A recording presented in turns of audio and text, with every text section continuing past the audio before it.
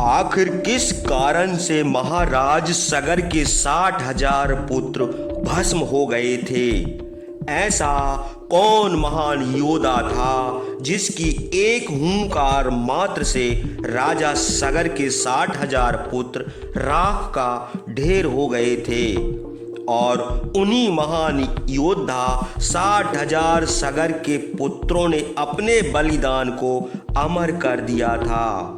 शायद अगर राजा सगर के 60,000 पुत्र भस्म ना होते तो माता गंगा इस धरती पर ना आ पाती, ना ही समुद्र की लहरें इस पृथ्वी लोक में देखने को मिलती। तो आइए अपने पिता की आज्ञा मानने वाले 60,000 पुत्रों के भस्म होने वाले रहस्य हम पर्दा उठाते हैं। तो वीडियो को अंत तक पूरा जरूर देखिए। बात उस समय की है जब हिमालय और विंध्याचल के बीच में महाराज सगर का यज्ञ हुआ था। यह स्थान यज्ञ के लिए श्रेष्ठ है। राजा सगर की आज्ञा से उनके पौत्र महारथी अंशुमान यज्ञ के अश्व के साथ गए।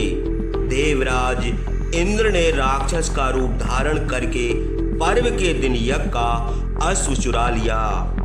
अश्व के साथ जो ऋतुज थे उन्होंने आकर महाराज सगर को यह वृतांत सुनाया और उनसे कहा, राजन, पर्व के दिन जिसने यज्ञ का अश्व चुराकर यज्ञ में विघन डाला है उसे अवश्य मार डालिए और शीघ्र अश्व को लाकर यज्ञ निर्दोष कीजिए।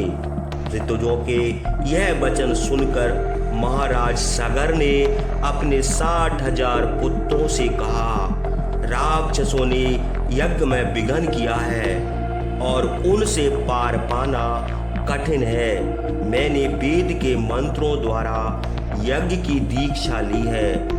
यदि तुम लोग जाकर यज्ञ का अश्व ढूंढ लाओ, तुम्हारा कल्याण हो।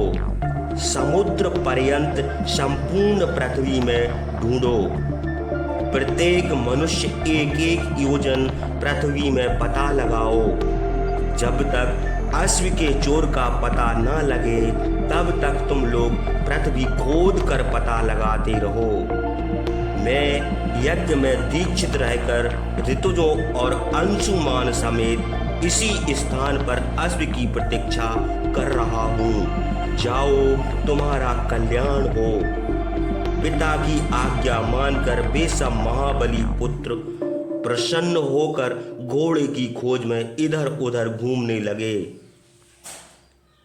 जब संपूर्ण पृथ्वी ढूंढ डाली और घोड़े का कहीं पता न चला तब वे पृथ्वी खोदने लगे।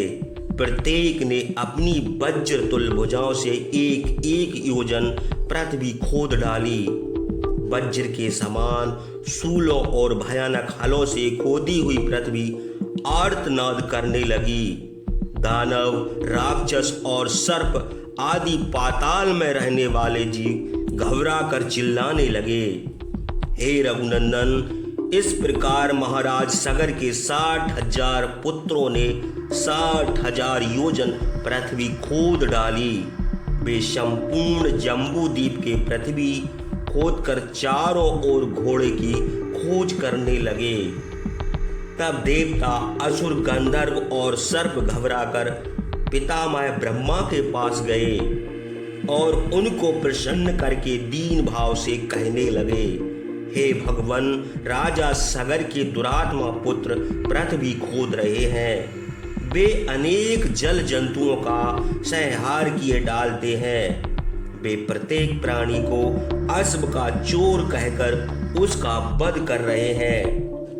भगवान ब्रह्मा ने सगर के पुत्रों के पराक्रम से भयभीत और घबराए हुए देवताओं के यह दीन वचन सुनकर उत्तर दिया, यह पृथ्वी भगवान वासुदेव की भार्या है, वहीं इसके एकमात्र पति हैं। वे कपिल के मूर्ति धारण करके पृथ्वी की रक्षा करते हैं। उनकी क्रोधाग्नि से सगर के 60,000 दुराचारी पुत्र भस्म हो जाएंगे। हे देवताओं, पृथ्वी का खोदा जाना और इन मूर्खों का मरना अवश्य है, इसलिए तुम लोग चिंता ना करो। ब्रह्मा की यह बात सुनकर देवता बहुत प्रसन्न हुए और अपने स्थान को चले गए। इधर सगर के पुत्रों से पृथ्वी की खोदे जाने पर सर्वत्र कोलाहल मच गया। उन्होंने जब संपूर्ण पृथ्वी खोद डाली और घोड़े का कहीं पता न लगा, तब वे निराश होकर अपने पिता के पास जाकर कहने लगे, पिताजी, हम लोगों ने सारी पृथ्वी खोदकर ढूंढ डाला तथा देवता, दानव, राक्षस, पिशाच, सर्प और किन्नर आदि अनेक बलवान प्राणियों का संहार कर दिया, किंतु घोड़े और घोड़े के चोर का कहीं पता न लगा। बताइए अब हम लोग क्या करें? पुत्रों की यह बात सुनकर महाराज सगर ने कुपित होकर कहा, तुम लोग हमारी आज्ञा से फिर पृथ्वी खोदो और इस बार घोड़े के चोर को पकड़कर ही लौटो। पिता की आज्ञा पाकर वे सब रसातल को दौड़े। पृथ्वी खोदते खोदते उन लोगों ने विरूपाक्ष नाम का एक दिग्गज देखा। पर्वत के समान वह दिग्गज पर्वत और वन समेत संपूर्ण पृथ्वी को अपने सिर पर धारण किए हुए था। हे रामचंद्र, जब वह दिग्गज थककर पर्व के समय अपना सिर हिलाता है, तब भूकंप होने लगता है। सगर के पुत्रों ने उस दिग्गज की प्रदक्षिणा करके उसका सम्मान किया। इस प्रकार वे रसातल खोदते हुए आगे चले। जब वे पूरब दिशा खोदकर दक्षिण की दिशा को गए, तब उधर भी उनको एक दिग्गज दिखा। उसका नाम महापद्म है। वह पर्वत के समान भारी और सिर पर पृथ्वी धारण किए है। उसे देखकर सगर के पुत्रों को बड़ा विस्मय हुआ। उसकी प्रदक्षिणा करके वे पश्चिम दिशा को खोदने लगे। उधर भी उनको पर्वत तुल्य सोमनस नाम का दिग्गज देख पड़ा। उसकी प्रदक्षिणा करके और उससे कुशल पूछकर वे उत्तर दिशा को खोदने लगे। उधर भी उन्होंने बर्फ के समान सफेद एक दिग्गज देखा। वह भी अपने सिर पर पृथ्वी धारण किए हुए था। उसकी प्रदक्षिणा करके वे फिर पृथ्वी खोदने लगे। इसके बाद वे पूर्व और उत्तर की ओर गए। तब उनको भगवान कपिल देव दिख पड़े। उनके पीछे घोड़ा भी घास चर रहा था। हे रामचंद्र, घोड़े को देखकर वे सब बड़े प्रसन्न हुए।